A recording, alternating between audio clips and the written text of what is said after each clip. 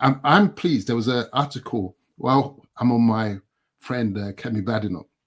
Yeah, that everybody wants to talk about her. Yeah, so let's talk about it. I mean, I subscribe to the Spectator magazine, and the Spectator magazine, for those of you who are not in Britain, is the lead political magazine here, especially for the Conservative Party. And our Kemi, sister Kem, she actually worked for the Spectator magazine. That's the pathway. I didn't know that. Oh, yeah. That's the part. You see, Boris Johnson was in the Spectator magazine. The current editor of the Spectator magazine is Michael Gove.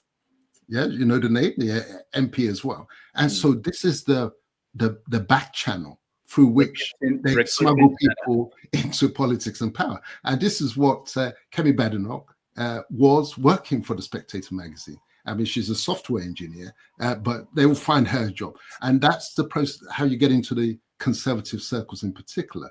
But I got my copy today, just before this interview.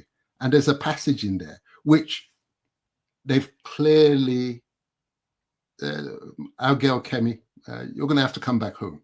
Because what I read in today's edition, okay, let me share it with you.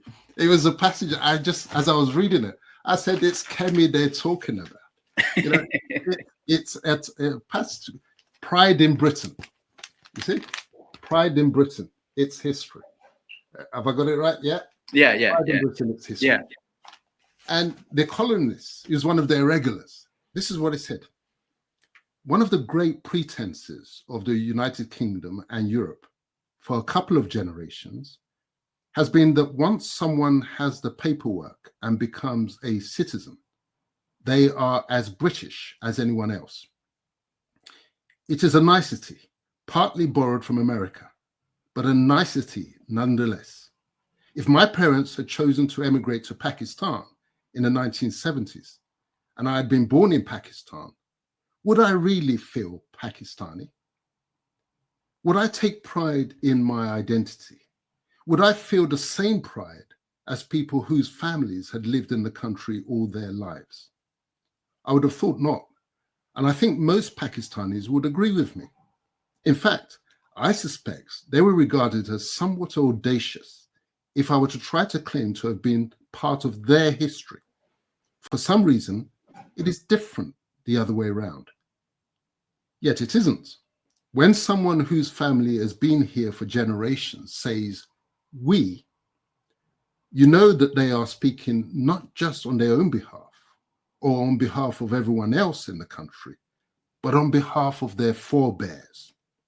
If I refer to the time when we defeated Hitler, saw off the Kaiser, or beat Napoleon, I'm not saying so because I had any role in these battles, but because my ancestors did.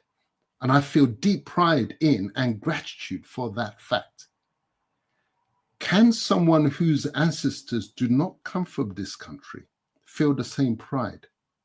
If their forebears were Commonwealth soldiers, very possibly. But otherwise, I don't believe it is common. Kemi, you better pack your bags, girl. You're coming back home. That's